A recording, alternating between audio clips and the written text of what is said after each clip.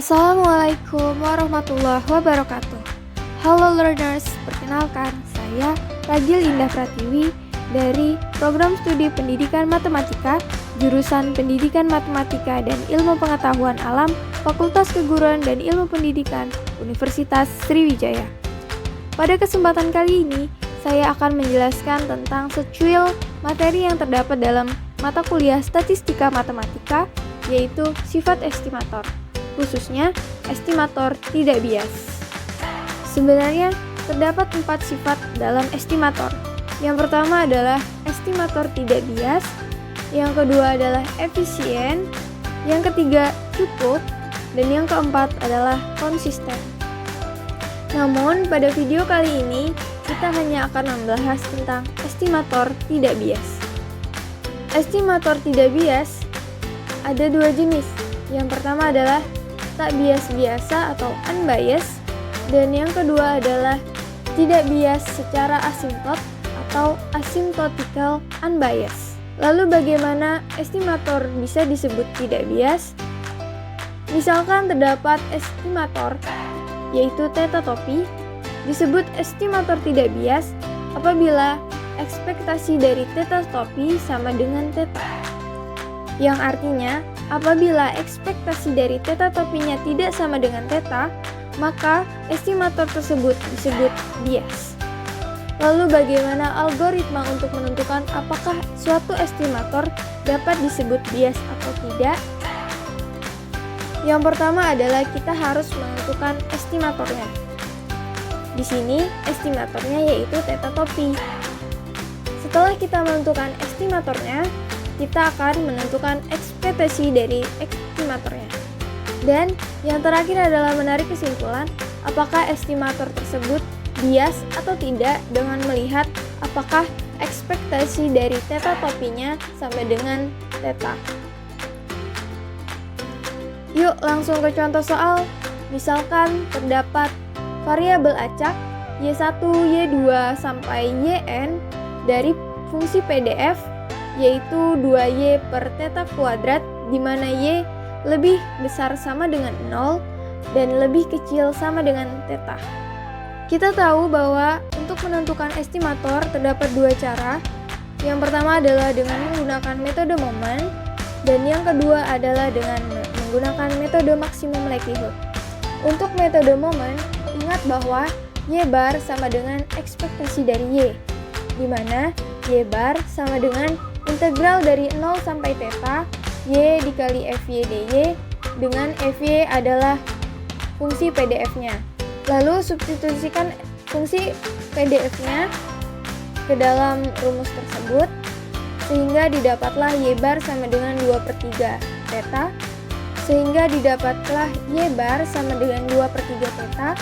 Lakukan manipulasi sehingga theta topi sama dengan 3/2 Y bar. Setelah kita menemukan estimatornya, selanjutnya adalah kita akan menemukan ekspektasi dari estimatornya.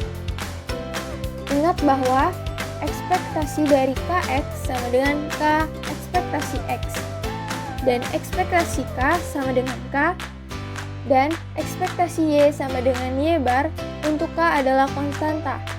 Selanjutnya kita akan menentukan ekspektasi dari theta topi sama dengan ekspektasi, substitusikan theta topi sama dengan 3/2 Y bar, lalu kita dapat mengeluarkan konstantanya yaitu 3/2-nya, sehingga didapatlah ekspektasi dari theta topi sama dengan 3/2 ekspektasi Y bar. Kita ketahui bahwa Y bar adalah ekspektasi Y, sehingga substitusikan Y bar sama dengan ekspektasi Y, sehingga didapatlah ekspektasi dari theta topi sama dengan 3/2 ekspektasi buka kurung ekspektasi Y.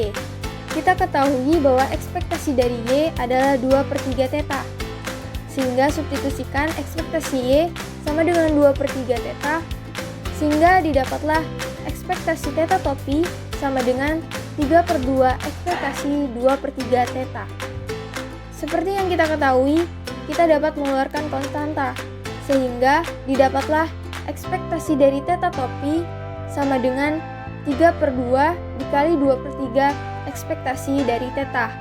Ekspektasi dari theta adalah theta, hingga didapatlah ekspektasi dari theta topi sama dengan 3/2 dikali 2/3 dikali theta. Kita ketahui bahwa 3/2 dikali 2/3 adalah 1, sehingga ekspektasi dari theta topi adalah sama dengan theta. Sehingga dapat kita simpulkan estimator dari PDF 2Y per theta kuadrat untuk Y lebih besar sama dengan 0 dan Y kurang dari sama dengan theta adalah tidak bias. Selanjutnya adalah dengan menggunakan metode maksimum likelihood. Untuk metode maksimum likelihood, theta topinya sama dengan Y max dan fungsi CDF-nya yaitu adalah integral dari 0 sampai Y dari fungsi PDF-nya. Sehingga didapatlah fungsi CDF-nya yaitu Y kuadrat per theta kuadrat. Dalam pengerjaannya, kita tidak dapat menggunakan rumus yang seperti pada pengerjaan menggunakan metode momen. Sehingga Fy max dari Y sama dengan N dikali fungsi CDF-nya dipangkatkan N-1 dikali fungsi PDF-nya. Sehingga Fy max dari Y sama dengan N buka kurung Y kuadrat per theta kuadrat tutup kurung pangkat N-1 dikali 2Y per theta kuadrat. Fy max dari Y sama dengan, sehingga didapatlah Fy max Y sama dengan 2N per theta pangkat 2N dikali Y pangkat 2N-1 untuk Y lebih besar sama dengan 0 dan Y lebih kecil sama dengan theta. Setelah kita menentukan estimatornya, selanjutnya kita adalah menentukan ekspektasi dari estimatornya. Ekspektasi dari theta topi sama dengan ekspektasi buka kurung 2N per theta pangkat 2N dikali Y pangkat 2N dikurang 1 tutup kurung. Ekspektasi dari theta topi sama dengan integral dari 0 sampai theta Y dikali 2N per theta pangkat 2N dikali Y pangkat 2N-1 dy. Sehingga didapatlah ekspektasi dari theta topinya sama dengan 2N per 2N ditambah 1 dikali theta. Kita dapat melihat bahwa 2N per 2N ditambah 1 akan semakin mendekati 1 apabila nilai N-nya semakin besar, sehingga kita menggunakan pendekatan dari limit. Inilah yang disebut dengan tak bias secara asimptot, karena kita menggunakan pendekatan dari limit, sehingga dapat kita simpulkan bahwa estimatornya tidak bias. Baiklah, cukup sekian yang dapat saya sampaikan. Saya mohon maaf apabila ada kekeliruan, saya mohon koreksinya. Dan terima kasih telah menonton video ini. Semoga bermanfaat. Wassalamualaikum warahmatullahi wabarakatuh.